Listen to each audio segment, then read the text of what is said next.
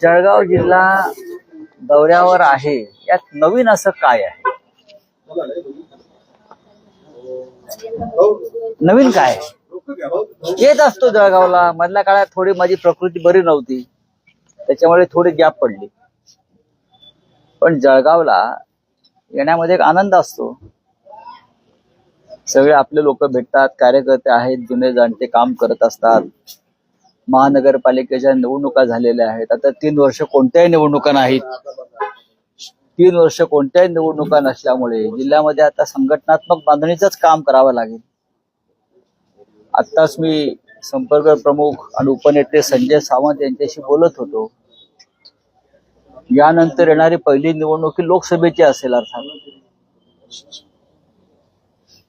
तर लोकसभेचा उमेदवार आम्हाला आतापासून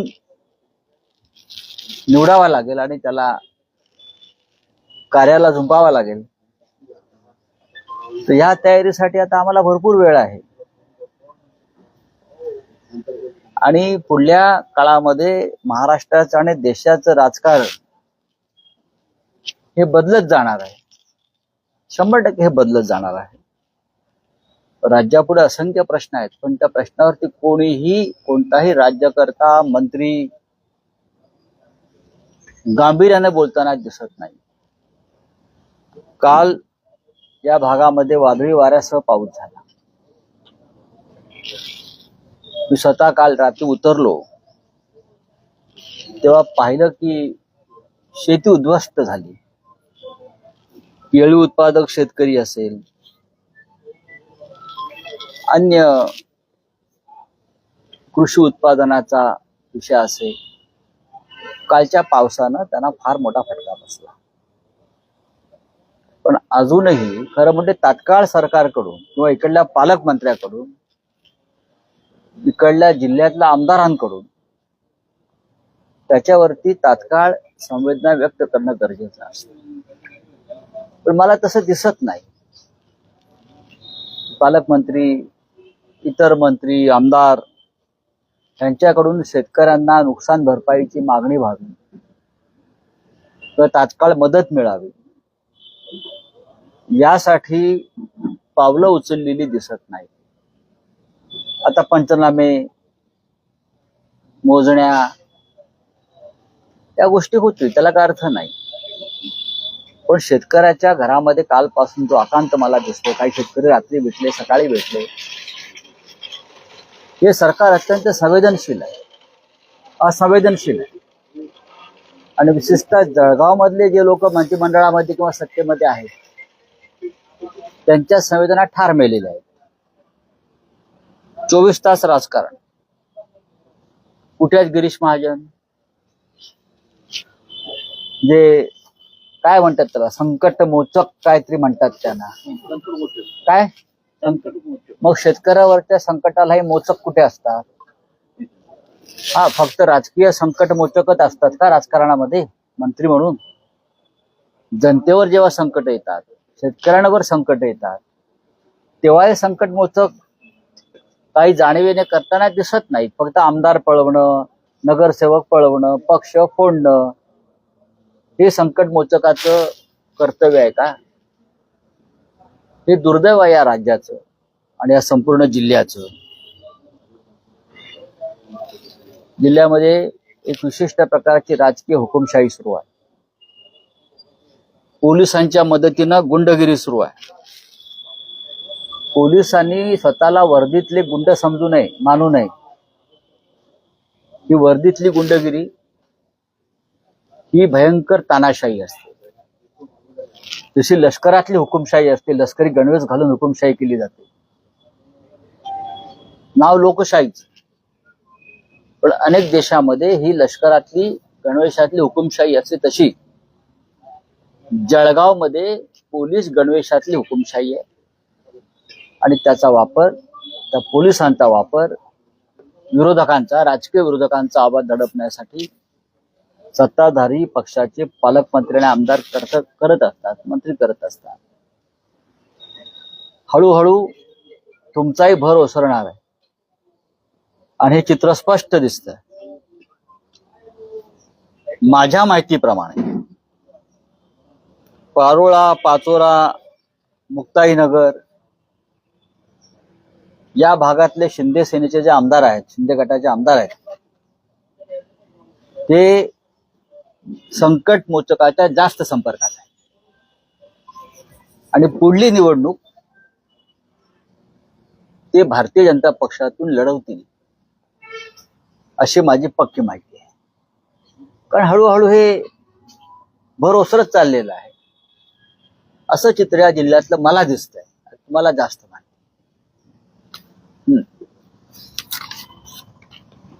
झालं झालं बोला बोला. बारामतीमध्ये आता पोट निवडणूक लढवणार काँग्रेस महाविकास आघाडीची भूमिका आहे का, किंवा मग आता महाविकास आघाडीचा घटक पक्ष म्हणून उद्धव सेनेची काय भूमिका असणार? उद्धव सेना हा पक्ष नाहीये. तुम्ही नवीन पक्ष कुठे निर्माण केलात मला माहित नाही. शिवसेनाच आहे. आणि न्यायालयामध्ये प्रकरण चालू असल्यामुळे अद्याप ही शिवसेना उद्धव बाळासाहेब ठाकरे असं म्हटलं जातं.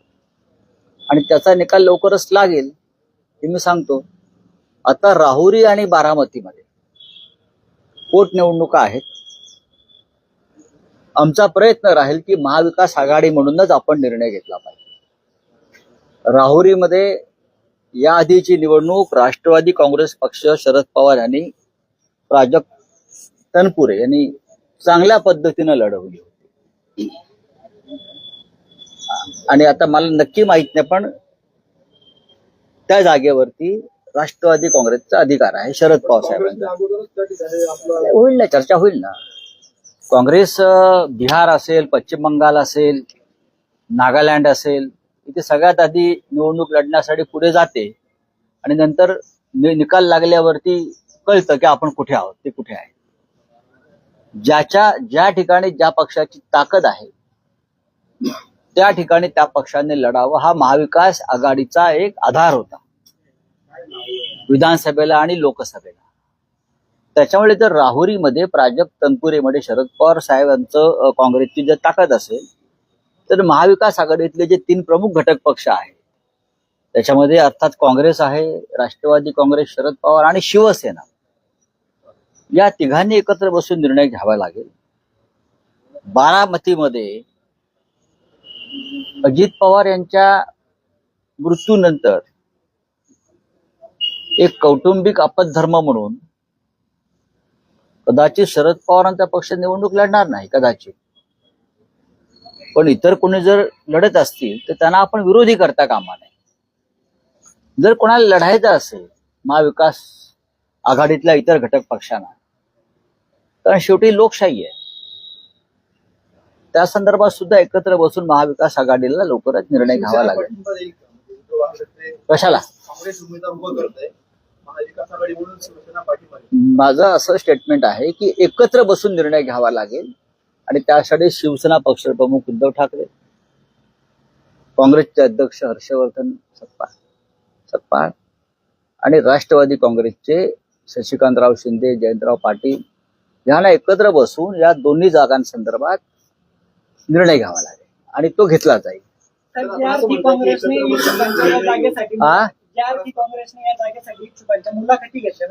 घेऊ द्या ना.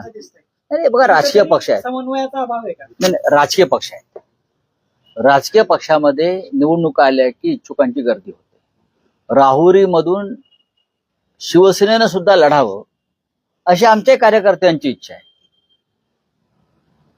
राहुरीमध्ये आमच्या लोकांना वाटतं की आपण लढलं पाहिजे, पण शेवटी आपण जेव्हा महाविकास आघाडी म्हणून काम करतो तेव्हा भारतीय जनता पक्षाला मदत होईल अशा प्रकारचा कोणताही निर्णय आणि भूमिका कोणी घेऊ नये ही आमच्या 3 पक्षांची एक भूमिका आहे.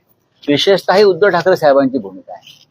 साहेब, मुंबई महापालिकेमध्ये प्रशासकीय काळात जे 1000 कोटीचे टेंडर काढलेले होते ते आता रद्द करण्यात आलेले की भ्रष्टाचार मुक्त मुंबई हे कारण देत. प्रशासकीय काळात म्हणजे प्रशासन कोणाचं होतं तर नगरविकास मंत्री एकनाथ शिंदे यांचं होतं ना. महानगरपालिका या नगरविकास मंत्रालयाच्या हातामध्ये असतात, त्यांच्या नियंत्रणाखाली असतात आणि 3.5 वर्ष मुंबई सारख्या किंवा महाराष्ट्रातल्या सर्व महानगरपालिकेत प्रशासन जे चालू होतं, प्रशासन राज, त्या काळामध्ये महाराष्ट्रात सगळ्यात जास्त भ्रष्टाचार झाला. नगरविकास खात्यात, महानगरपालिकांच्या माध्यमातून नगरपालिका, महानगरपालिका. आणि आता जर 1000 कोटीपेक्षा जास्त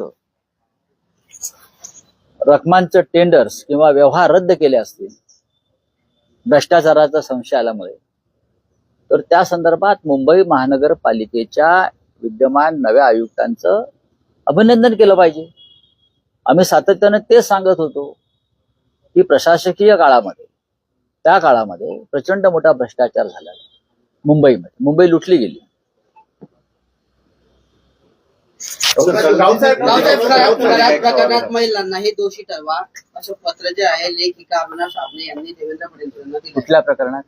गोंदूबाबा खरात प्रकरणात कोणाला दोषी ठरवा? पीडित महिला ज्या आहेत त्यांनाही दोषी ठरवा असं पत्र त्यांनी दिलंय मुख्यमंत्री. आणि बघा, या संदर्भात देवेंद्र फडणवीस यांनी एक कठोर भूमिका घेतली मुख्यमंत्री म्हणून.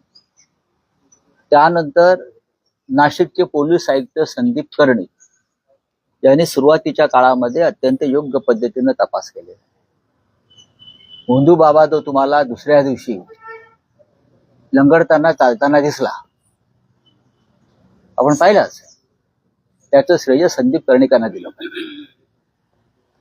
त्यानंतर आता SIT स्थापन केली गृह खात्याने फडणवीस यांच्या निर्देशाखाली. त्यांना तपास करू द्या ना. कोणाला दोषी ठरवायचं आणि कोणाला नाही हे SIT ठरवेल, नाशिकचे पोलीस ठरवतील आणि गृह खातं ठरवेल. संपूर्ण जेव्हा तपास पूर्ण होईल आणि आरोपपत्र दाखल होईल तेव्हा आम्ही याच्यावर बोलू की कोणाला वाचवलंय, कोणाला अडकवलंय. आता तपास सुरू असताना बोलणं योग्य. या क्षणी मी इतकं सांगेन की राज्याच्या गृहमंत्र्यांनी या संदर्भामध्ये कठोर पावलं उचलली. नाशिकच्या पोलीस आयुक्तांनी उत्तम काम केलं आणि आता SIT सुद्धा त्याच पद्धतीने उत्तम काम करते. याच प्रकरणामध्ये एका बड्या नेत्याच्या फोटोवर खुला मारला गेला. तो फोटो देवेंद्र फडणवीसांचा आहे असं सुषमा अंधारे म्हणाले आहेत. माझ्याकडे या संदर्भात अनेक नेत्यांचे माझ्याकडे या संदर्भात रोहित वेगळी माहिती देत आहेत, सुषमाताईंकडे वेगळी माहिती आहे. त्याच्यामुळे तपासातून या गोष्टी समोर येऊ द्या. तोपर्यंत माझ्यासारखा जो माणूस आहे तो या संदर्भात जास्त बोलणार नाही.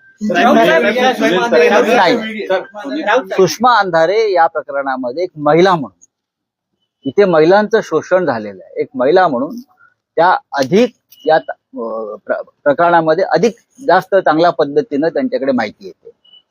मी राजकीय उत्तर देतो.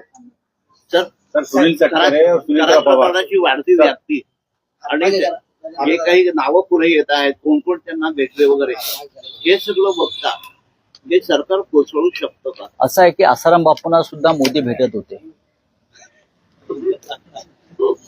म्हणून त्या मोदींचं सरकार कोसळलं का? आसाराम बापूंना मोदी, लालकृष्ण अडवाणी, अमित शहा, संपूर्ण भारतीय जनता पक्षाचे तर ते जगद्गुरू होते. आसाराम बापू होते ना. तोच जर न्याय इथे लावला तर तुम्ही काय करणार आहात? आज आसाराम बापू मुक्त आहेत. आसाराम बापू, राम रहीमचे सुद्धा नरेंद्र मोदी भक्तच होते की. बाबा राम रहीम, त्याच्या आश्रमात सुद्धा शोषण, मर्डर, खून, खंडण्या हे सुरूच होतं. पण आतापर्यंत राम रहीमना 27 वेळा पॅरोल दिला आणि निवडणुकीसाठी बाहेर आणलं. अशा मानसिकतेचं जर सरकार देशामध्ये किंवा राज्यांमध्ये असतील तर तुम्ही त्यांच्याकडून काय अपेक्षा करणार आहात? सर, सुनील तटकरे और सुनील पवार इनके बीच जो चल रहा है उसको कोई बीजेपी ये तो नहीं कर रही कि दोनों को तोड़ना चाहती है? बात ऐसे मैंने कल जो कहा है यही है कि राष्ट्रवादी कांग्रेस भविष्य में टूट जाएगी, पूरी तरह से बिखर जाएगी. 25 या 30 विधायक सीधे बीजेपी में जाने की तैयारी में है. मैं अभी आपको बोल रहा हूं, आप देखिए. और उसी तरह से एकनाथ शिंदे जी के साथ जो विधायक है उनके पार्टी में, उनमें से भी एक बहुत बड़ा हिस्सा वो भी बीजेपी में जाएगा और जळगांव के लगभग सभी विधायक गिरीश महाजन के साथ बीजेपी में जाएंगे। साहेब याबाबत राऊत साहेब